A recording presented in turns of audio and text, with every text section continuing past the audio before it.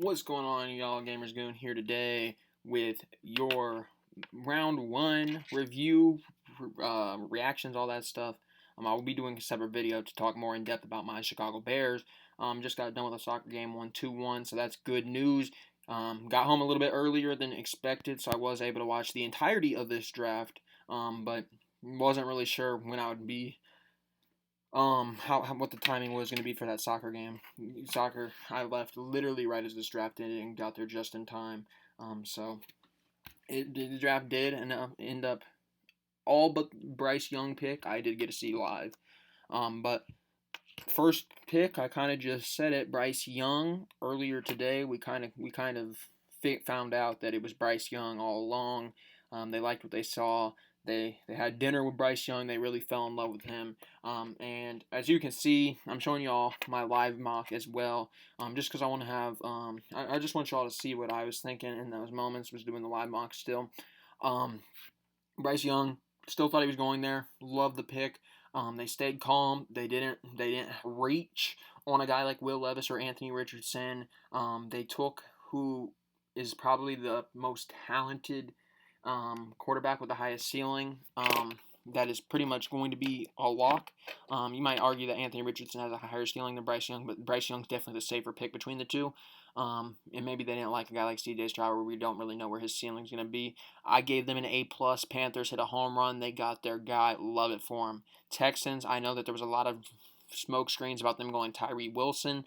They didn't. They stayed true to what we all thought they were going to do originally. They took their quarterback of the future and Davis Mills' replacement and C.J. Stroud. Absolutely loved this pick.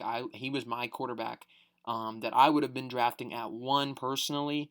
Bryce Young, I think, is higher on my big board, but I do think C.J. Stroud a little bit better of a fit for most teams. Bryce Young, obviously a little bit risky with his size. C.J. Stroud, to me, definitely makes a lot of sense here for a Texans team that got it right with Deshaun Watson, and then obviously we know what happened with him, and then they moved to Davis Mills, and I think C.J. Stroud's a really good pickup for them. And speaking about big, good pickups, the Cardinals were at 3 and they traded down to the Texans. That's right. Texans picked back to back top of this draft and they got the top edge rusher. So they got 2 of, if not the best players at their respective sides of the ball. You could argue C.J. Stroud's the best offensive player. You can argue Will Anderson's the best defensive player. Obviously, that was the case for them on their boards. I don't think that necessarily any of us were thinking that they would end up getting both of those guys. We thought maybe it was going to be one or the other, and then maybe they would fall into an Anthony Richardson, or maybe they would fall into a Tyree Wilson situation. But they got the 2 premier players in this class. To me, this draft is far from done. Obviously, 2 more days, 6 more rounds to be had. The Texans already won this draft. As you can see here, they traded the pick. They moved 12 and 33. So 33 is now the Cardinals pick. And they gave up a first in 2024 and a third in 2024. The Colts, we all thought they were going Will Levis. I think everybody fell victim to that. Just felt like a really Colts-like player. But in the end, it was the other quarterback that we didn't really have a really good grasp on what everybody else had. Him being, and that's Anthony Richardson, quarterback, Florida. I like the pick. Better athleticism than Levis. I think he's a little bit safer than Levis, personally, just because I could see him working out in the NFL. Whereas Levis, I think both of them definitely need to do more development, but I do think Anthony Richardson has the tools to potentially give him the edge over somebody like Will Levis. So I still gave that a B. So the first 3 picks are A+, A+, A+. Obviously, I think the Texans absolutely hit a home run here in this class already. And then I think the Colts made a good pick. I gave them a B because for me, Anthony Richardson and also Will Levis really aren't that great. I do have them in the lower, like around the 15 to 25 range, in between there where I've graded them. I don't really think they're top 10 players personally, but I would have liked to see maybe the Colts trade up there and get C.J. Stroud at 2. Obviously, I don't know if the Texans were willing to deal 2. But with the quarterbacks on the board, I think they made the right decision. I still gave them a B. I do think they definitely did the smart thing because I don't want to see Sam Ehlinger start for the Colts next year. And obviously, Anthony Richardson, somebody that you might not start anyways. So I don't really know what that is going to be. But the good news is, if Sam Ehlinger is the starter, you know that there's a guy coming up through your system that is hopefully developing properly. So that is pretty much where the draft started. We knew Will Anderson could go 3 to the Cardinals. We knew Anthony Richardson or Will Levis, one of those two, whichever remaining quarterback, if the Texans didn't go there. We had an idea of some sort of combination that was going to happen in the top 4. This is where the draft really began. The Seahawks at 5. I think everybody thought that they were going defensive line, whether that be Tyree Wilson, Jalen Carter, and they ended up going defensive back and Devin Weatherspoon out of Illinois. Very proud of Devin Weatherspoon. I love him. Definitely one of the hard-hitting corners in this class. You got to see him a lot at Illinois. Watch all the Illinois games. Obviously, being an Illinois fan, grew up in Champaign. Really good to see him go high. And that really feels like they're bringing back a Legion of Boom type of defense there in Seattle. Unfortunately for them, I did give them a B, and that's because I know some Seahawks fans, and outside I know they picked up Draymond Jones. They could still go Jalen Carter here, and I do like Tyree Wilson here to them a little bit more than Devin Weatherspoon, but I think it's still a really good player, definitely a position of need. I just didn't think it was their biggest need here at 5, but they did get a good player, so I did still give them a B. Then we had the Lions now on the clock, and they ended up trading this pick to the Cardinals, who traded down. So the Cardinals now traded 12 and 34, so they moved up one pick in the second round, basically. And they moved 12, and they still got their guy to protect Kyler Murray, Paris Johnson, becoming the first offensive lineman, left tackle out of Ohio State, now off the board. Love this pickup. I think it's a very smart decision for a team like the Cardinals. They need help on the O line. Kyler Murray gets hit a lot. You got to try to preserve his career, especially if you really think he's your guy. So I did give it an A minus just because I don't know if I like the trade up, but he definitely was not going to be there with teams like the Raiders, the Falcons, the Bears all sitting in limbo waiting to see whether or not he was going to be there. So they definitely made the right decision, but I still gave it an A minus just because I'm not sure if I necessarily like the value, but still a very good player, very good spot for him. Then we get the Raiders. Now they were at 7. This was a good pick for the most part, Tyree Wilson. I would have liked to see them take Jalen Carter. Obviously, I think that is a very sketchy pick for them. Obviously, with their history keeping players in check, and then obviously Jalen Carter, we all know his character problems and everything that's been said about him coming into the draft. Definitely raised some red flags on some people's boards, as that was proved tonight.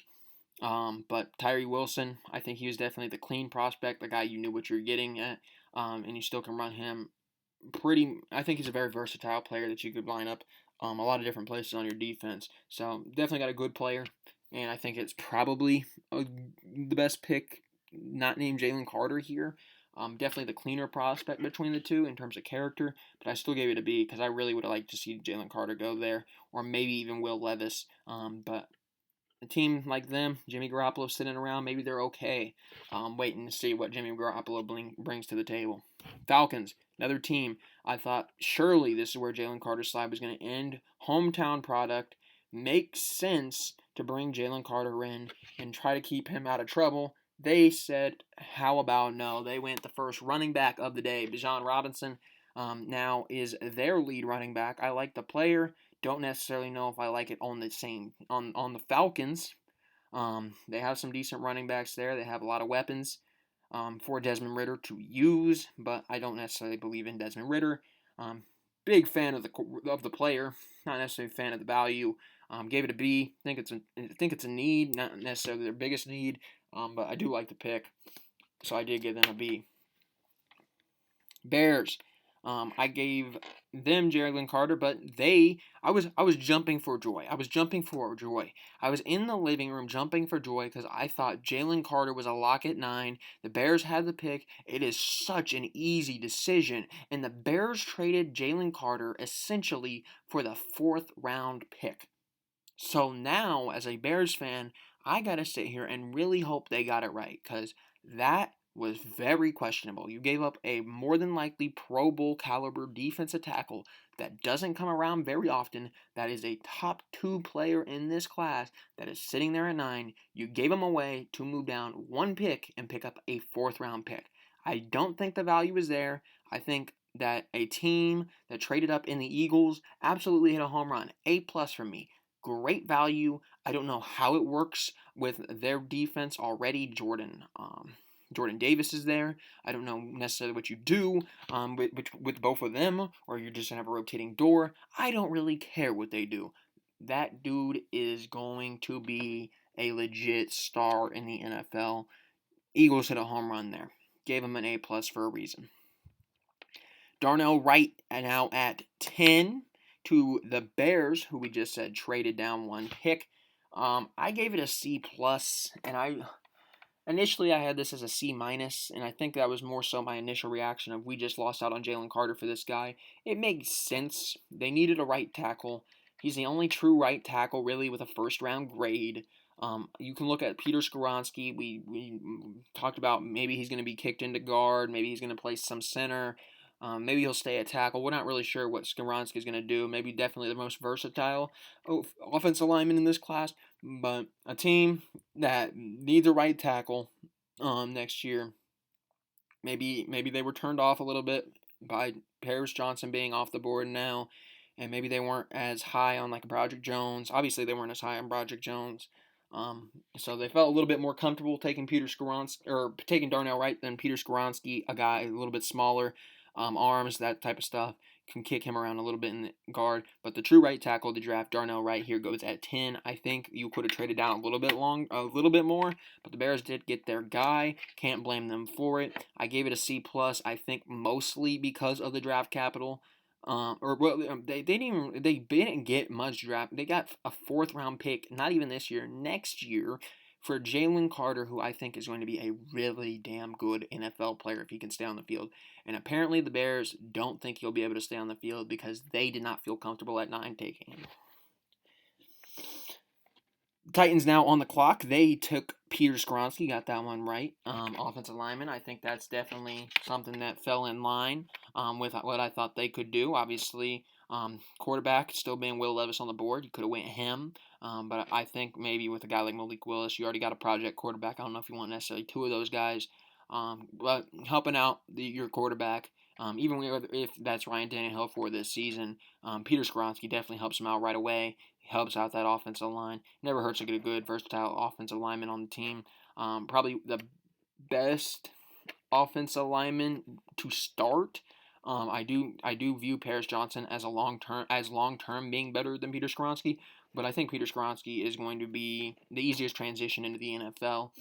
Playing at a Northwestern team that he could pretty much do anything at. He had his way with Big Ten talent. He had some really good players in the Big Ten. I had him as an A- pick. Really love Peter Skoronski. Kind of thought the Bears were going to take him there for a second. I didn't want the Bears to take him. I wanted the Bears more so to go Broderick Jones because I thought you could get Broderick to right tackle. But Darnell Wright was the true right tackle, so it makes sense. And this is where everything really took a turn for the worst. This Texans pick became the Lions pick because of that trade, and they took Jahmyr Gibbs. I don't even know what to say about this. I really don't. I had Jahmyr Gibbs being in that 20 to like 40 range, somewhere in between there. Obviously, everybody says that this draft had a top 20 that was pretty much 1st round grades, and then everybody else. And I had Jahmyr Gibbs in that everybody else category. I think he's a good player. I think you could have got him at 18. I don't think running back is a need at all for the Lions. You have David Montgomery. You have DeAndre Swift. You do not need Jahmyr Gibbs. You don't need him when some of the top corners, like Christian Gonzalez, is on the board still after just trading Jeffrey Okudah. When other side edge rushers to pair alongside Aiden Hutchinson, like a Lucas Van Ness, even a Nolan Smith, are on the board. You don't take a Jahmyr Gibbs in this situation. The Lions did. The Lions, they need to they if they don't have the best running back room next year, they failed. They failed. There is no way you took a first round running back with those two running backs in your building and don't have the best running back room. So I don't think this was a home run hit at all. I gave it a what did I give it? I gave it a D. A D. And that's because I don't think it's a need at all. I don't believe it's a need. Cannot convince me it is. Jahmyr Gibbs, I think you could have got a little bit later. If that's really what you want to do, you could have got it later. I'm not a fan of the pick whatsoever, especially with a guy like Gonzalez still on the board for him. Then we get to the Packers, something that I'm actually very happy with. I've been saying it for a long time that Lucas Van Ness felt like a Packer. The power rushing, obviously the big farmer type of lineman. He's from Iowa, kind of fit that bill to what you expect up there in Green Bay. Lucas Van Ness made all the perfect sense. Made power rusher, bringing him in, fits like a glove to them. I gave that a B plus. Absolutely love the fit there. There's some guys I like more than Lucas Van Ness, but I absolutely like that fit for them. The Patriots, they traded this pick to the Steelers. Steelers moved up, which I definitely think is smart. Steelers, they're rumored to move up for an O lineman anyways. I had them moving up to Broderick Jones. That's what they did. They did move up to Broderick Jones. Got probably the second or maybe third best offensive lineman. I still had him graded out to be better than Darnell Wright. But I think that's definitely a good pick. You traded up a little. You gave up 17 and 120, not big capital or anything like that. So I gave it an A minus. Definitely a good pick up there from the Steelers.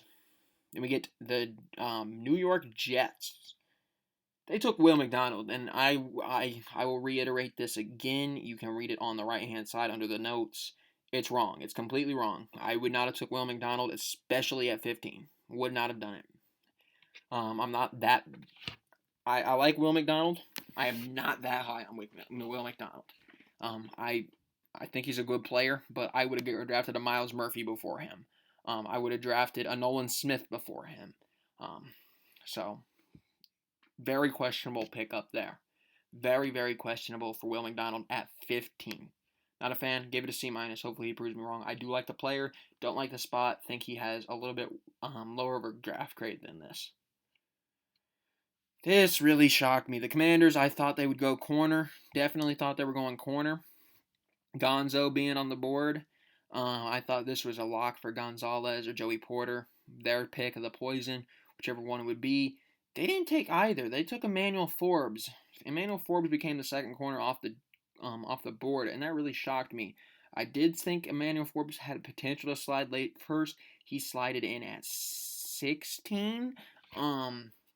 And I definitely didn't expect him to be CB2 in this class, especially with Gonzalez on the board. I thought Gonzalez was more than likely going to be a top 10 pick.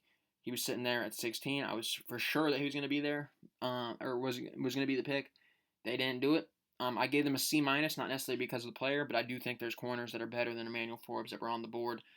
Personally, I do like Gonzalez and Joey Porter, who Joey Porter did not even get drafted in the first round. So definitely thought that was in play. And then we have Christian Gonzalez actually get picked, and now this is the Patriots.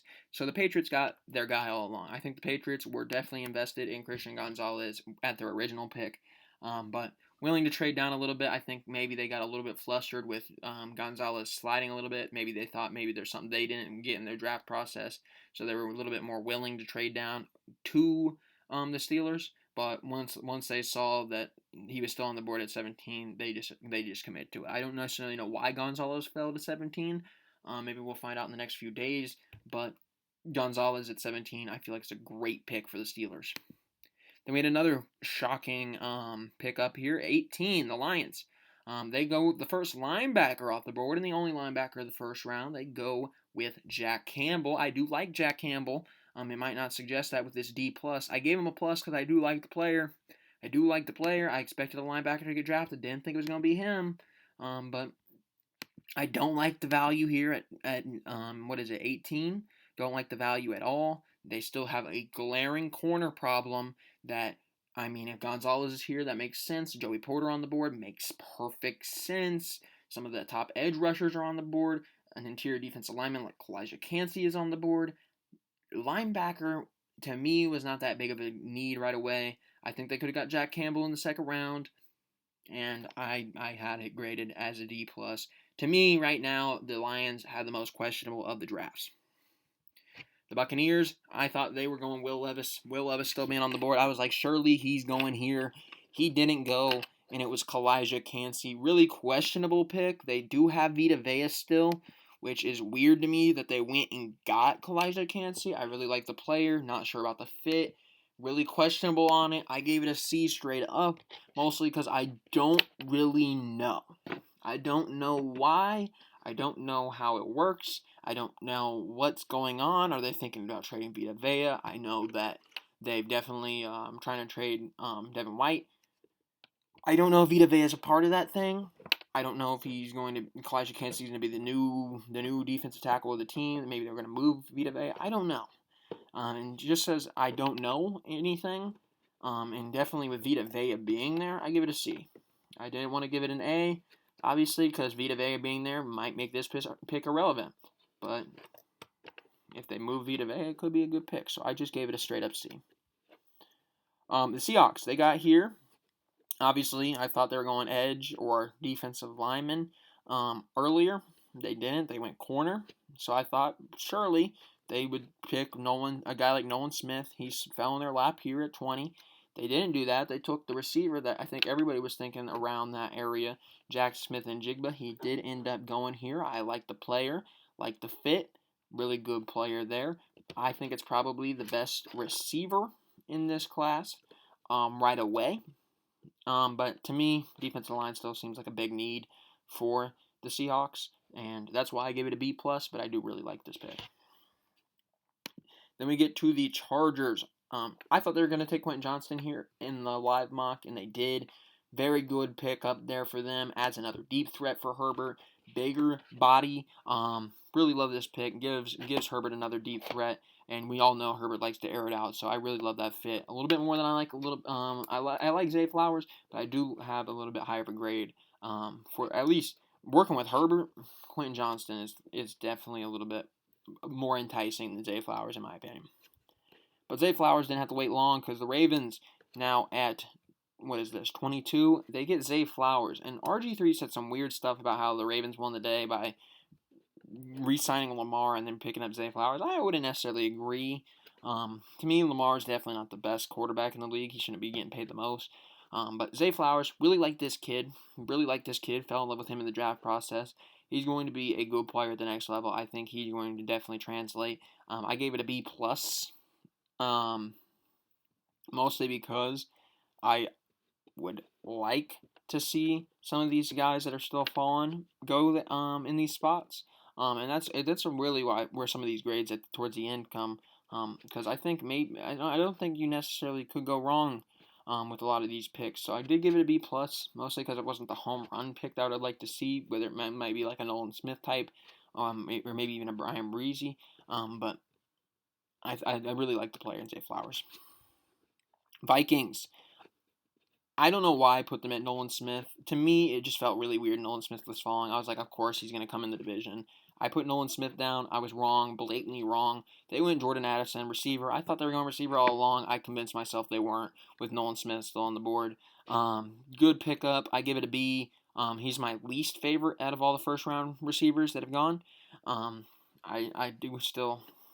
I don't necessarily believe in his hype necessarily as much as others, but I think it's a solid player. Obviously, with Justin Jefferson on the other side, you don't really have to worry about too much right away. And then we get to who? The Jaguars. Jaguars, they traded their pick here. They traded their pick and that was to the Giants. The Giants traded up for Deonte Banks. Love it. Love it. I thought maybe Brian Branch was in play. I feel bad for Brian Branch. He did not get picked, but thought he was definitely in play. Deonte Banks. I thought he was definitely going to be first round. I thought he was going to go before Emmanuel Forbes, so I was wrong on that as well. But Deonte Banks, really good player. Do like the fit. Team that obviously needs secondary help. Gave it a B. It would be very interesting, though, to see why Joey Porter fell. I do like Joey Porter a lot, so I'm very interested to see why Joey Porter is falling. Giants pick, which became the Jaguars pick, which then became the Bills pick, really confused me because it ended up becoming Dalton Kincaid when they had Dawson Knox. I gave it a C+. Very confused as to why they went tight end round 1. We thought maybe the tight ends would go, and we only got to see one of them, but I was really confused as to why they went Dalton Kincaid. I thought surely this was going to be Joey Porter. A team that needs help in the secondary would trade up to lock in the last first round graded secondary player not named Brian Branch. But I was wrong about that. They went Dalton Kincaid, so it really scratched my head there. The next team, Cowboys. I thought surely this could be a tight end with the running backs off the board. I was like, surely this is tight end. Obviously, they lost Dalton Schultz. They could use some help there. They took Mazi Smith. And while I didn't think that was going to be a possibility, I love the player. I love Mazi Smith. Definitely on the interior defensive line. Would have loved for him to fall to the Bears there in that second round. Gave it a B- pick, mostly because I don't necessarily know if that was the most pressing need, but I really do like the player. And definitely think he's probably around that area for where I had him graded out. Then we have the Bills pick, which then became the Jaguars pick, which then became Antoine Harrison. And I love this. I love this. You're not going to see me complain too much when offensive linemen get drafted. That's why I raised the Bears grade on Darnell Wright, because might not have been what we wanted, but you never go wrong, especially when you have young quarterbacks getting your offensive lineman. And the Jaguars, obviously, they have Trevor Lawrence, who we've seen be really successful. Help him out, get him a good O-lineman. Antoine Harrison, still there. Late, you guys had a chance to get him. I gave it a B-. Still would have liked to see one of those secondary members go to them. You're never gonna get a bad grade from me if you go O-line. You're not gonna get a bad grade on the O-line. But I think it would have been definitely higher if they went with one of Joey Porter or Brian Branch. I think those definitely could be options that they look at on day 2 if they're there. 29, we got the Bengals. I had them going Matthew Mayer. Thought maybe tight end was in play. They went Myles Murphy. Love this pickup for them. Best player available situation. I had him graded somewhere in between the 15 to 20 range. Really think he's a good player, but he's still sitting here at 28. I understand it. Might not be your most pressing need. That's the only reason I gave it A-. It's up to you whether or not you believe this is the best player available. Whether this is Myles Murphy, Nolan Smith, or a Joey Porter at this point. But I really like the player here. Definitely interested to see what he does in Cincinnati. Not a huge fan of the fit, but I think you got best player available, and you really can't ever go wrong with that. So I'm definitely a fan of it.